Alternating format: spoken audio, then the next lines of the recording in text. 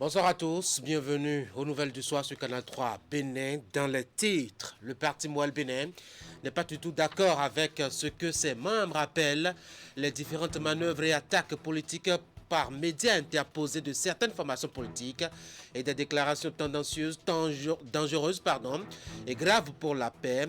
Il a officiellement fait une déclaration tout à l'heure même à Cotonou pour se démarquer de cette vision de l'action politique. Nous allons vous en présenter la substance dans ce journal.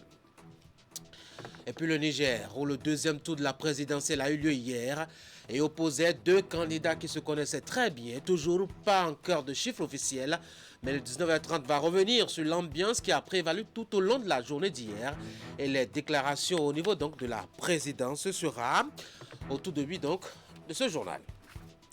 Et puis une cimenterie devenue un virus qui empoisonne les poumons des habitants installés autour de son site à Gayakome dans l'arrondissement d'Agblangandans, c'est quelque part dans la commune de Semekoji. Nous ferons un tour là-bas où l'épaisse couche de poussière couvre tout sur son passage, visage, surface diverses et autres organes humains à l'intérieur du corps. On en parle. Voilà pour l'essentiel en titre. Bonsoir et bonne arrivée. Il faut éviter à tout prix de tomber dans la violence par ces temps électoraux sensibles. C'est visuellement la nouvelle mission du parti Moël Bénin qui a constaté ces derniers temps des agissements et propos attentatoires à la paix. Ses membres ont tenu un point de presse pour attirer l'attention des uns et des autres sur cette situation nourrie par certaines formations politiques. Voici en substance ce qu'ils ont dit comme déclaration à la presse tout à l'heure même à Cotonou. En 3 décennies de renouveau démocratique enclenché au lendemain de la conférence nationale des forces vives de la nation de février 1990, c'est la 7e fois consécutive que le peuple béninois s'acquittera de ce devoir citoyen et capital. Comme à l'accoutumée, les institutions en charge de l'organisation des élections au Bénin s'affairent pour la tenue de ce scrutin présidentiel. C'est dans ce contexte préélectoral où l'ensemble des Béninois et la communauté internationale œuvrent pour une élection paisible et apaisée que certains de nos concitoyens lancent des appels à peine voilés à la violence et à l'insurrection populaire. Le cas le plus récent et qui interpelle tous les Béninois épris de paix et de justice est celui d'une correspondance adressée à la hiérarchie militaire par un groupe se réclamant de l'opposition politique. L'auteur de la lettre invite à la stupéfaction générale le haut commandement militaire à coopérer à une remise en cause de l'ordre constitutionnel établi. C'est un acte qui s'apparente à un projet de déstabilisation du pays. Depuis quelques jours, en effet, nous observons de tels agissements ou actions qui participent à fragiliser la paix, la concorde et la cohésion nationale. Il apparaît ainsi clairement que certains de nos compatriotes ont opté d'emprunter des raccourcis d'accès au pouvoir en misant sur un coup de force. Le parti Mouvement des élites engagées pour l'émancipation du Bénin condamne avec fermeté ces vils agissements et initiatives tendant à mettre à mal le bon fonctionnement des institutions de la République, à perturber la paix nationale chèrement entretenue et à compromettre les efforts de redressement socio-économique de notre pays. Moi, le Bénin recommande aux uns et aux autres la stricte observance des règles qui régissent la République et à renoncer à tout acte de déstabilisation de l'ordre public. Moi, le Bénin invite les autorités nationales compétentes à prendre leurs responsabilités afin de mettre sans délai un terme à ces velléités nuisibles à la nation béninoise. Il en appelle à la vigilance des populations béninoises et à la clairvoyance des corps constitués de la nation et en particulier à nos forces de défense et de sécurité, afin qu'ils fassent échec à toute tentative de déstabilisation de notre cher et beau pays, le Bénin, et ce, d'où qu'elle vienne. Le parti Moël Bénin et ses militants renouvellent leur soutien indéfectible aux institutions en charge de l'organisation des élections du 11 avril 2021 et les exhortent à poursuivre leur mission dans la sérénité. En tout état de cause, la culture de la paix et le maintien de notre vivre ensemble devront rester le leitmotiv de chaque citoyen pour qu'ensemble, nous ne nous détournons pas des défis réels de notre nation. Et hors du Bénin, le second tour de l'élection présidentielle au Niger s'est déroulé ce dimanche dans un climat apaisé. Après donc 11 heures de vote, les agents électoraux ont procédé au dépouillement. C'est l'une des phases les plus importantes du processus électoral en attendant le verdict. Et comme vous le voyez sur ces images, le verdict donc de la Commission électorale nationale indépendante. Candidats et militants retiennent leur souffle. Le dépouillement s'est déroulé devant un public et en présence des observateurs électoraux de la CEDEAO. Le chef de la mission et le commissaire aux affaires politiques, paix et sécurité de la CEDEAO ont assisté à cette opération dans un centre de vote à Niamey. Tout s'est passé dans les règles de l'art selon l'ancien vice-président de la République fédérale du Nigeria, Mohamed Namadi Sambo, que je vous invite à suivre, est ici au micro de Idriss Ouboukari et d'Elvis Tonokwe. Well, alhamdulillah, we are coming to the end. Dieu merci qu'on est arrivé à la fin de ce scrutin. Dans ce bureau de vote où on était passé dans la matinée, on est revenu pour suivre le dépouillement et tout s'est bien passé. Nous pensons et souhaitons vivement que ce qui s'est passé ici, c'est ce qui s'est passé dans tout le pays. What is happening all over the country. So we are very pleased with this conduct and pray again that nous sommes satisfaits de comment les choses se sont passées durant toute la journée. Un vote sans violence, dans la paix, dans la sérénité et dans une bonne ambiance. Nous allons nous attendre à un comptage diligent pour que le peuple soit vite informé de son choix. All these votes will be looking forward. Je veux sincèrement remercier le peuple de la République du Niger pour sa conduite exemplaire et pour son choix dans un climat de paix. For this very important and peaceful manner in which this election has been conducted. Et puis après justement ce constat sur le terrain, la mission s'est rendue à la présidence du Niger où ils ont échangé avec le président sortant Mohamedou Issifou. Je vous propose ici, au micro d'Idriss Ouboukari et d'Elvis Tonokwe, quelques extraits des échanges qu'il y a eu à ce propos. And the purpose of our meeting this morning with His Excellency the President is for us to brief him. As you are aware, we have been here. Nous sommes venus aujourd'hui rencontrer son Excellence le Président de la République dans le cadre de notre observation, mission d'observation ici au Niger, et de lui dire que nous avons déployé nos observateurs partout dans le pays et que nous recevons des rapports régulièrement qui nous satisfont. De féliciter aussi le Président, non seulement pour le développement du Niger, mais aussi pour avoir pris la décision de faire de sorte que l'alternance démocratique se produise ici au Niger. Organize and ensure that all voting materials were delivered on time, that voting started at the right time, and as I'm speaking now, counting is going on. Nous sommes très contents, ça c'est une leçon pour tous les leaders de l'Afrique, pour qu'on sache qu'un leader doit aussi penser à l'alternance. Nous saisissons aussi cette opportunité pour présenter nos condoléances à tout le peuple du Niger suite à l'incident qui s'est déroulé hier, quand un véhicule qui acheminait du matériel électoral a sauté sur une mine. Et nous prions pour le repos des âmes de toutes ces personnes qui ont disparu hier. Went on a mine that bombed their vehicle and lost lives. We pray that Almighty Allah will bless the deposed people, and we condole with the people, good people of the Republic of Niger. Voilà le scrutin présidentiel, notamment le deuxième tour au Niger, endeuillé par la mort de 7 agents électoraux. Leur convoi a explosé sur une mine. On revient à Cotonou. Les professionnels des médias ont réfléchi en fin de semaine écoulée sur l'avenir de la profession. C'est sur l'initiative du Conseil national du patronat de la presse et de l'audiovisuel. Pendant 2 jours qu'ont duré les travaux, ils ont exploré ensemble les pistes de solutions aux différents problèmes actuels que vivent aussi bien les entreprises de presse que les professionnels eux-mêmes.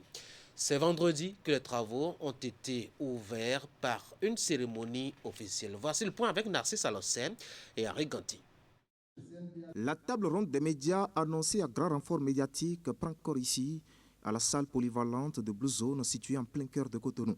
Une initiative du Conseil national du patronat de la presse et de l'audiovisuel qui a drainé tout un gratin de professionnels des médias venus discuter des questions liées à la santé de leur secteur d'activité. Il sera question ce matin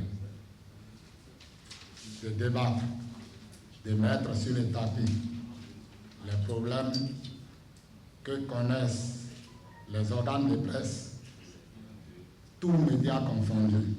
Des problèmes qui feront l'objet de discussions au cours de ces assises. Et tout comme ces problèmes, bien d'autres jalonnent le quotidien de la presse béninoise, a ajouté le président du Conseil national du patronat de la presse et de l'audiovisuel qui s'est essayé à un état des lieux depuis 2016. Ce quinquennat aura été particulièrement éprouvant pour la presse béninoise. Avec un code de numérique qui limite les professionnels des médias dans l'exercice de leurs fonctions, ainsi que la fermeture d'entreprises de presse avec son cortège d'emplois sacrifiés et des familles en désarroi. Les organisations faîtières des médias sont sous perfusion. Parce que, sevrées de la subvention qu'est l'aide de l'État à la presse privée depuis 2016. Une subvention qui, a-t-il insisté, est pourtant des droits légaux et constitutionnels. À sa suite, le représentant de la haute autorité de l'audiovisuel et de la communication est revenu sur le nouvel environnement juridique de la presse béninoise qui exige une attention beaucoup plus soutenue dans l'exercice de cette fonction. En tenant compte donc de ce nouvel environnement qui a changé, nous voudrions croire donc que cette ronde était la bienvenue et qu'elle permettra réellement de poser les problèmes. En tout cas, la haute autorité de l'audiovisuel de la communication essaiera de jouer pleinement sa partition pour de véritables entreprises de presse dans notre pays. Des attentes nourries pour cette table ronde qui se tient 7 ans après les états généraux de la presse béninoise. Les travaux s'étaleront sur 48 heures autour du thème « Presse béninoise, état des lieux et perspectives ».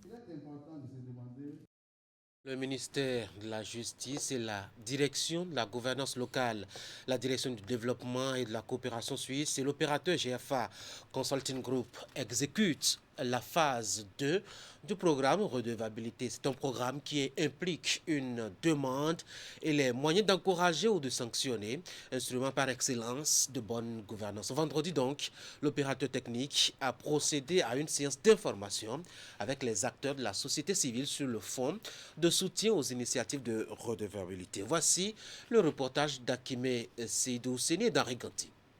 C'est une démarche singulière et innovante. L'initiative est à juste titre appréciée parce qu'en y allant, on sait déjà ce que le partenaire attend de ceux qui soumettent leur idée de projet. L'unité de gestion du programme GFA Redevabilité échange avec les acteurs à divers niveaux de la société civile des contours de la mise en place du FOSIR, le fonds de soutien aux initiatives de redevabilité. C'est essentiellement un fonds qui est destiné aux organisations de la société civile, mais également aux associations communales et aux établissements publics de coopération intercommunale. Il apparaît donc efficace pour sa mise en œuvre, une maîtrise des outils de conception, d'élaboration et de déclinaison des actions qui épousent l'objectif général du programme Redevabilité. Le FOSIR vise à terme le renforcement de l'environnement de la gouvernance locale. Ce fonds viendra vraiment aider la société civile à mieux structurer son action et également aider la société civile à poser vraiment des actions qui amèneront les élus à offrir plus ou bien une meilleure qualité de service à nos concitoyens. Et je crois que c'est la finalité de toutes nos actions. Ce qui nous intéresse avec le FOCIR, c'est de renforcer les associations de consommateurs qui font partie de la société civile, les associations d'usagers du service public. Tout ça, plus il y a une gestion participative de ces services, plus la gestion est transparente et redevable et plus la qualité s'améliore. C'est un peu l'objectif de ce financement par le Fonds de soutien aux initiatives de redevabilité. 4 secteurs vitaux sont retenus par l'opérateur GFA Consulting Group dans la mise en œuvre du programme redevabilité: l'eau, l'éducation, la santé et l'état civil. Enfin, notre programme a 2 appels à propositions. Le premier cette année, qui va être publié en mars, qui va durer pour entre 12 mois et 18 mois. Et puis en septembre 2022, donc, il y aura le 2e appel à propositions. Donc je dis à toutes les organisations de ne pas se décourager. Si jamais elles n'ont pas été sélectionnées pour ce premier appel à propositions, c'est notre mandat, puisqu'on a un programme redevabilité, d'être très clair sur pourquoi elles n'ont pas été sélectionnées, leur donner bien les raisons. Et puis ces organisations pourront postuler à nouveau lors du 2e appel à proposition. La feuille de route du processus est désormais claire, autant que les acteurs de la société civile active, invités et potentiels bénéficiaires du FOCIR repartent très aguerris et bien outillés en attendant le lancement de l'appel à projet prévu pour le 15 mars 2021.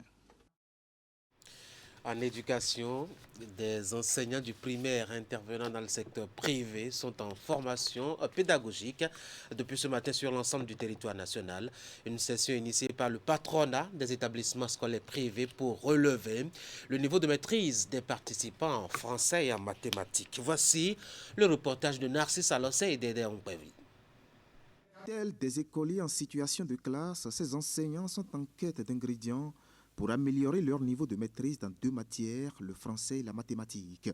Tous intervenant au niveau primaire dans le secteur privé, ils ont été conviés par le patronat des établissements scolaires privés qui a fait un constat inquiétant sur le terrain.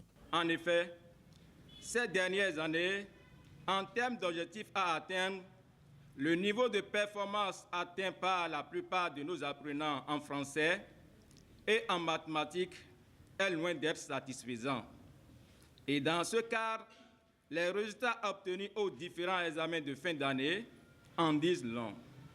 Aucun département n'a réussi à obtenir un taux supérieur ou égal à 1% de réussite en dictée au CEP. L'apprentissage de la mathématique constitue un véritable problème dans notre système éducatif. Le niveau baisse dans cette matière, pas seulement à cause de l'incapacité de nos apprenants, mais aussi à cause de la non-maîtrise de cette science par certains enseignants du primaire. Il faut donc finir avec ces lacunes de cette session de formation. Autour de l'initiative, un thème tout aussi concis qu'expressif.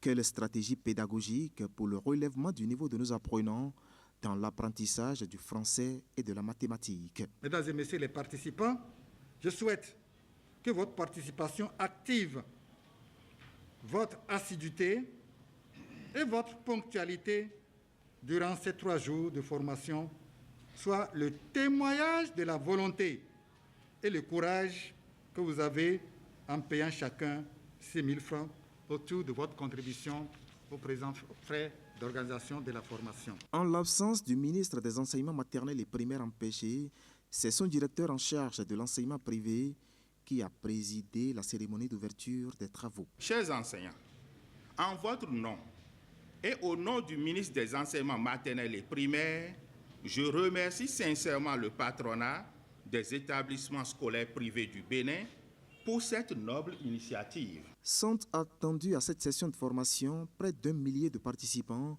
répartis sur l'ensemble du territoire national. Les attentes du patronat des établissements scolaires privés, c'est que le niveau de ces éducateurs soit relevé dans les 2 matières ciblées au soir de ces 72 heures de travaux. Un dernier élément, le temps de boucler, c'est 19h30. Ce n'est pas la joie chez les habitants de Gaïa-Komen, dans l'arrondissement d'Agblangandan, commune de Semekoudjin. Une cimenterie pollue l'air et le rend irrespirable depuis des années. Les populations s'en plaignent, mais pas vraiment l'oreille attentive et adéquate qu'il faut. Une équipe de Canal 3 Bénin est allée partager leur peine quotidienne. Voici le constat de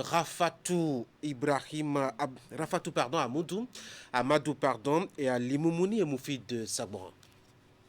Des feuillages d'arbres, des toits et des maisons entièrement recouverts de poussière. Voici les décors qui se présentent gracieusement aux habitants du quartier Gaïa-Komen à Sekandji. Je suis venu ici en 2001. Bon, moi, je ne savais pas que la poussière avait une telle ampleur. Taïro Adamou est fonctionnaire à la retraite. Son domicile est situé à quelques mètres, derrière la cimenterie de Sekandji. Une petite visite dans sa maison et le constat est là. De la poussière qui prend le dessus sur l'entretien. Bon, on ne peut rien, on vit dedans comme ça. Comment on veut vivre un fonctionnaire qui est à la retraite et a de l'argent pour aller s'acheter encore nous passer ailleurs? Nous nous débrouillons, on est dedans avec les maladies, la toux, tout ça, les gens sont malades, vous constatez vous-même. Donc, moi, je me suis dit, j'ai tiré une conclusion. J'ai dit que nous sommes en Afrique, les Africains, c'est comme ça. La situation est la même dans toutes les habitations environnantes. Entre les plaintes et les désolations, les populations ne savent plus quelle posture adopter. À notre arrivée dans le quartier, tout le monde veut s'exprimer. Nous sommes vraiment bombés de poussière ici. Et vraiment, on vit au quotidien une grande désolation. Et les poussières nous envahissent, vraiment pas possible. Hein? On ne peut même pas, vous ne pouvez pas laisser la nourriture à la maison sur la table et revenir manger 6 minutes après, vous ne pouvez pas. Tous les jours, il faut essuyer, tous les jours. C'est pour cela que par moment, moi, je suis obligé de quitter la maison des fois toute la journée. On ne peut plus. On ne peut plus supporter. On a tout fait. On s'est soulevé, on est allé chez eux là-bas, mais rien. Les conséquences de la poussière dégagée par les cimenteries sur l'organisme humain sont énormes. Selon Gildas Agodopessi, professeur agrégé de pneumologie, le risque pour les habitants du voisinage d'une cimenterie de contracter les maladies respiratoires est élevé. L'inhalation de la poussière peut même être la source d'autres maux. Ces poussières générées, quand elles rentrent en contact avec l'organisme, c'est surtout les voies respiratoires qui sont les plus concernées, puisque la plupart du temps, nous arrivons à protéger la peau, okay? Mais c'est les voies respiratoires. Et vous savez, bien qu'étant un viscère profond, le poumon est exposé à l'environnement extérieur de par les narines. Et puis la grande surface d'échange des poumons fait que c'est l'organe qui est le plus exposé. Certes, il y a d'autres organes, les yeux, la peau, la bouche et tout ça, mais c'est particulièrement les poumons qui sont les plus exposés parce que la respiration étant un phénomène spontané, un phénomène qu'on ne peut pas contrôler, quand nous respirons, forcément des particules rentrent. Si l'environnement se porte mal, la santé humaine est affectée, c'est totalement clair. Donc c'est ça, c'est parce que l'environnement est pollué par ces poussières qui contiennent des microbes que la santé est affectée. Qu'est-ce qu'on poursuit en veillant à la protection de l'environnement? On veille à la bonne santé, à la sécurité sanitaire des animaux, des hommes. C'est pour ça qu'on parle tout le temps de l'environnement. Si l'environnement n'est pas sain, ta santé n'est pas saine. À Sekandji, les responsables de la CIM Bénin sont bien conscients de la poussière que dégage leur usine. Face à une telle situation de pollution environnementale, ils nous confient que d'énormes dispositions sont prises pour réduire l'évaporation de la poussière. Nous améliorons l'environnement pour que nos voisins puissent être dans un environnement sain. Donc l'usine est tellement rigoureuse par rapport à elle-même, par rapport à la gestion de l'environnement. Donc ce qui fait que nous sommes lancés dans le processus de certification. Donc, CIM Bénin est la seule usine, je dirais, de CIM au Bénin, certifiée avec une triple certification ISO 14001 qui est liée à l'environnement, ISO 18001 qui est liée à la sécurité et ISO 19001 qui est liée à la qualité. Il y a une émission de poussière juste à la hauteur de l'usine qui s'envole vers la communauté. Parce que nous voyons ici le vent, ici est un peu orienté sud-ouest. Donc dès que la poussière se soulève, elle s'envole vers la communauté. Donc nous avons identifié ce point-là et nous sommes allés jusqu'à supprimer certains équipements. Créée en 1977, la CIM Bénin est aujourd'hui en plein cœur d'une agglomération. Et bien qu'étant des pôles importants de l'économie, les cimenteries ont un impact considérable sur l'environnement. Mesdames et messieurs, c'est la fin de ce journal. Merci d'avoir été là. Je vous rappelle que Moël Bénin a fait une déclaration à la presse cet après-midi à Cotonou. C'est pour dénoncer des actes, propos et visées attentatoires à la paix qui émanent de certaines formations politiques pas très démocrates. Vous avez suivi en bout la déclaration dans ce 19h30. Les habitants de Gaïa-Comé, vous venez d'avoir les images, de l'arrondissement d'Aglan-Gandan suffoquent depuis quelques années. Une cimenterie installée dans leur environnement pollue l'air et le rend irrespirable. Vous avez pu suivre le calvaire au quotidien de ces populations. Et puis, pas vraiment de nouveau sous le ciel. La Cour constitutionnelle a validé les 3 duos élus provisoirement par la Sénat pour la compétition du 11 avril prochain. Nous l'avons appris, cette information-là, il y a juste quelques instants. Voilà, c'est tout pour ce journal. Merci d'avoir été là. Bonsoir.